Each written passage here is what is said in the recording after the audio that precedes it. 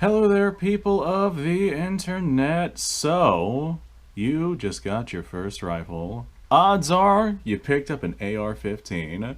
If you did not pick up an AR-15, then odds are you picked up some sort of hunting rifle, and we'll cover that later on in the video.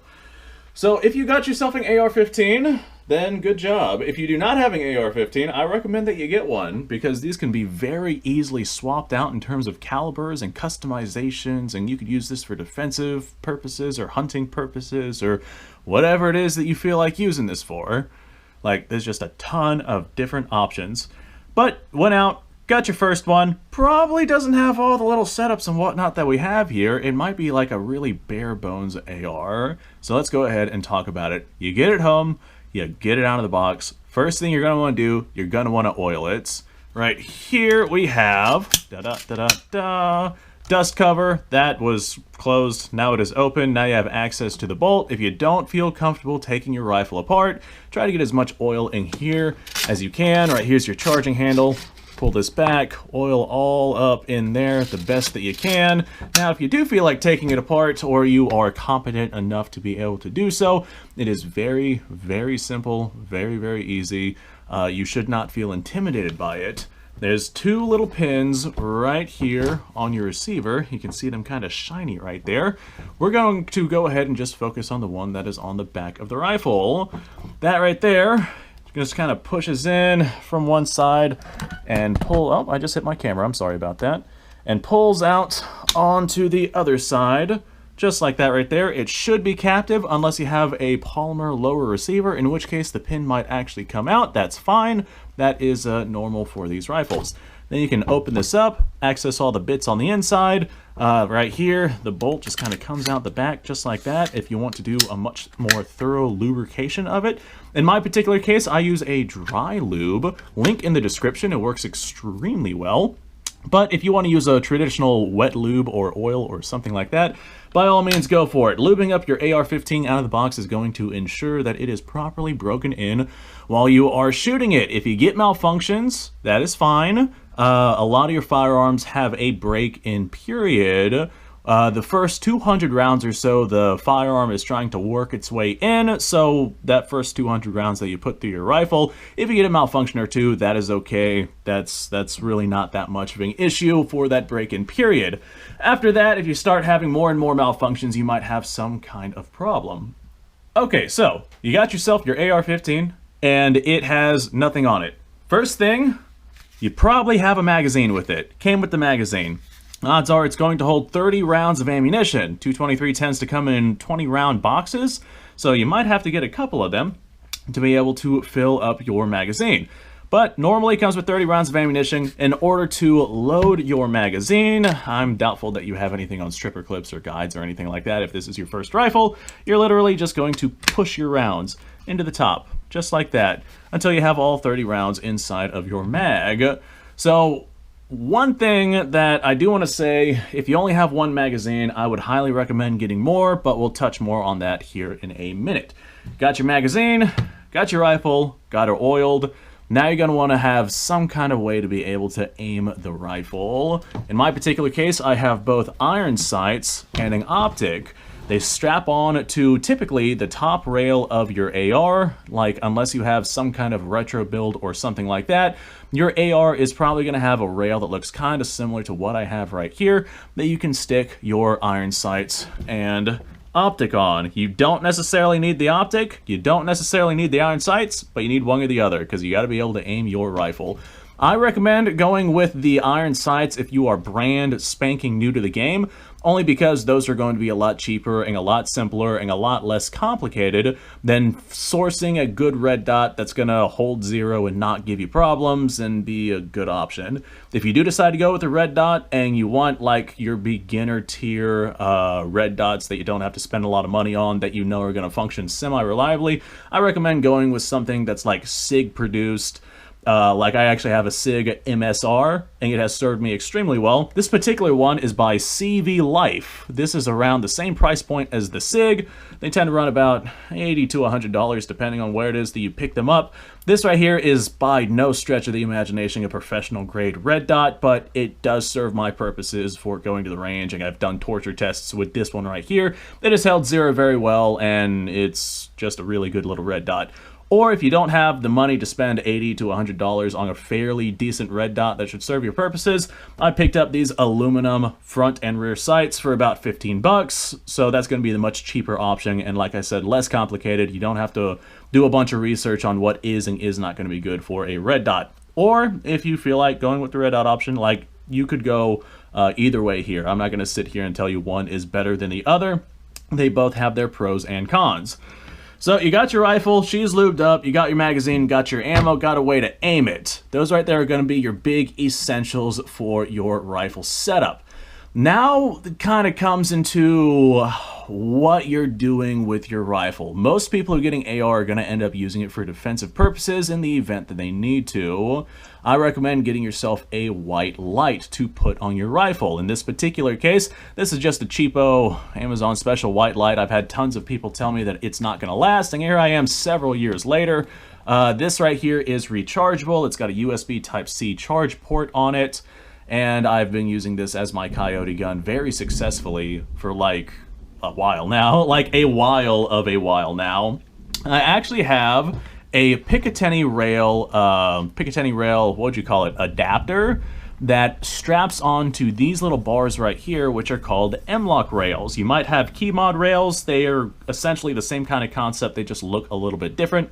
You can look up on Google Images the different kinds of rails. It's either going to be Picatinny, which is what we have at the top right here. It's going to be M-LOK, which is these little rectangle cuts, or a key mod, which is like a circle that kind of looks like a keyhole. I'll let you guys figure out what it is that you have. But Picatinny stuff is much cheaper to get your hands on, so I got this little Picatinny rail adapter for my M-LOK rail, so I could get a Picatinny flashlight mount for my rifle, and it's just a really good, cheap option to where I didn't have to spend a whole lot of money on it. So I also have this M-LOK sling mount right here. This right here is not the correct sling for this rifle, by the way. This was from a previous video, but we'll touch on that here in a second. I got this M-LOK sling mount right here so I can actually carry my rifle around. If you're going to be having a rifle for any defensive purposes, I definitely recommend that you get yourself a sling, because then in the event that you are out doing whatever it is that you're doing with your rifle, you might have to use your hands.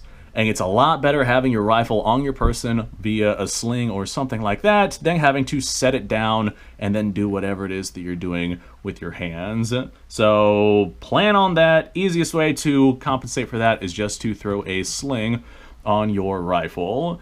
Now, if you feel like doing, oh, I don't know, a laser light or infrared or something like that, that's a little bit more of the advanced options for the AR that are beyond what the normal person would be using, but it's entirely possible. Whenever you got yourself an M-LOK rail like this, what makes these guns so universal is that you can throw whatever you want on there, and you can stick it at whatever location you want on there. It's one of those really, really, really good options for an AR. In the event that you feel like swapping out calibers, like let's say you got 223, which you probably do if you got your first AR, it's probably going to be something in 223, and you feel like swapping out for, say, 300 Blackout, because it is a 30 caliber round, more power, you know, higher caliber, etc., etc., that can still be fired in your same exact rifle. All you gotta do is swap out your barrel, and it's just kind of held on with a little lock nut and whatnot. If you don't feel comfortable doing at-home gunsmithing, don't worry about it. You don't have to swap out your barrel to change calibers. A much easier way, just take out these two pins, just like what I showed you. The top receiver right here, this entire piece comes off, and then you just put the new one on that would be chambered in whatever it is that you decided to get, like 300 Blackout or say 6.5 Grendel or whatever AR cartridge it is you decided to go after. And then you can go ahead and use your AR in that new chambering, and it's as easy as pulling out two pins, putting the new thing on, and putting your two pins back in. That's one of the things that makes the AR-15 such a good universal platform. So you got your AR, got your ammunition, magazines, lubed up, way to aim it, way to see, way to carry it. That is probably going to be your more essential items. Now, you don't have to go this route necessarily, but this is the cheapest, easiest route to go. I have this little mag pouch, and it's got 4 magazines of ammunition inside of it. Now, you don't necessarily have to go with this mag pouch. You could go with a chest rig, or you could go with something like that. But get yourself more magazines. I recommend having at least 5 for your rifle, like bare minimum. I would definitely recommend having something more like the lines of 10, or in my particular case, 9, because I have 2 of these mag pouches. But I would definitely recommend getting yourself more magazines, because if something goes horribly wrong and you end up needing more ammunition, you don't want to sit there loading rounds into your spent magazine when maybe you could just grab a fresh magazine. You also want a way to carry it, because if you don't have a way to carry your magazines and you're just kind of using your pants and pants pocket or something like that, that's going to severely limit your mobility and whatnot. If you go with a mag pouch like this right here, this is a much faster option to be able to put on your person. You just kind of grab this strap, throw it around your neck, and you're good to go, as opposed to having to rig up a chest rig or something like that. If you got shots being fired, you don't want to have to worry about putting on a chest rig in the middle of a bad situation. So that's pretty much the beginner's guide. There's a lot more that we could go into for this rifle, but that's like the beginner's guide, beginner setup for your AR. First things first, like the bare essentials, what I would recommend: magazine, fill it with ammunition, lube up your gun, way to aim it, and then you can actually take it out of the range and get some experience with it. The sling, although it is an essential, it's a less important essential. The light, less important essential. Like, there's a lot on this rifle that you don't necessarily need to actually put lead down range. And whenever I say that, I'm sure somebody's going to go in the comments and going to say, well, if it's nighttime, then you need the light, or if you need your hands, then you need the sling. Well, it doesn't matter what situation you're in. If you don't have ammo and a way to aim your gun, then you're not going to be using your gun. But these right here are situational pieces to where they only apply in specific instances that you might come across, versus something like ammo, mags, and aiming points, which are all of the time. So that is our general AR-15 setup for the new shooter. Like I said, there's a lot more that we can delve into, but man, that would get you like 90% of the way. All right, let me go grab a hunting rifle and we will talk about that. All right, hunting rifles are much simpler because they're not for a life or death situation. If you got yourself a hunting rifle, this right here is my Winchester Model 70 in 270. It's a really nice gun. I have done a lot of work with this gun. Now, you're going to probably notice that the scope is on the scope mount right there. Yeah, that's a thing that I'm currently working on. So, there's a couple of things to pay attention with your hunting rifle. If you went out and got a hunting rifle and it doesn't have a scope or mounts or anything like that, then yeah, you're going to want to get those. Don't get the cheapest scope mounts that you can find, because those are not going to hold zero. Go out and get yourself a fairly decent, set of scope mounts, and make sure that you get yourself a scope that is rated for the cartridge that you're firing. With this 270, I got this Bushnell. This right here has been a pretty gosh darn good scope for the time that I have used it. I just got to do some readjustments on it to actually get it back where it needs to be. If you go out with, say, a 270 or a 308 or a 30-06 and you throw a scope on there rated for 22 long rifle, you might potentially break your scope, or it might potentially become off zero. I have seen that happen plenty of times. So, good scope mounts, good scope. You got your rifle, go out and get yourself some ammunition. Hunting ammunition is one of those kinds of ammunition where it's okay if you carry it in your pocket, but you might want something like, I don't know, some kind of bandolier or shell retainer or something like that to be able to carry around your ammo, because a lot of your hunting ammo is soft points, and you don't want those soft points getting deformed, because that will impact the accuracy of the rifle. If you have a soft point that comes out to a tip like this, but it gets smushed or something and it ends up going like this, then the wind hitting it is going to not be as aerodynamic, and it's going to end up losing accuracy just because of how the wind is affecting it. Now, since you're going to be out hunting, depending on where you're at, you're probably going to be walking around a bunch. I definitely recommend getting yourself a sling for your hunting rifle. In this particular case, I got this one here. It has served me quite well. So, sling, rifle, optics, scope mount, ammo, way to carry it. Fantastic. Thanks for watching, folks. Appreciate your time. Like, subscribe, share. Description below has a link to all sorts of stuff. Go check it out. You guys go off, have yourself a fantastic day. I'll see you on the next episode.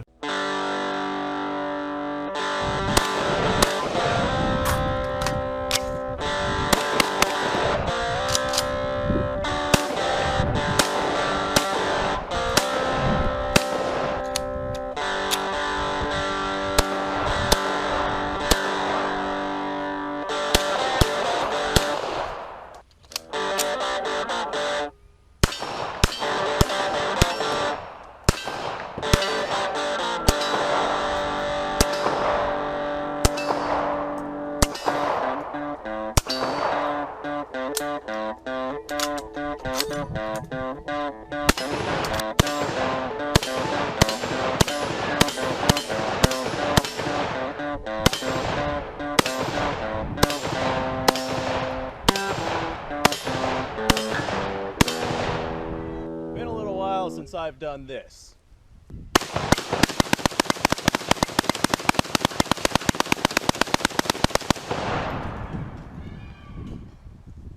Bonnie and Clyde be damned.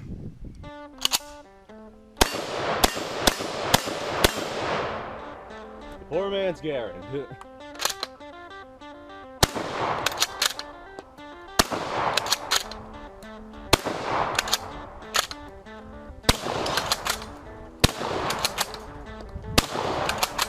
It's a shame that bolt-action shotguns aren't more mainstream.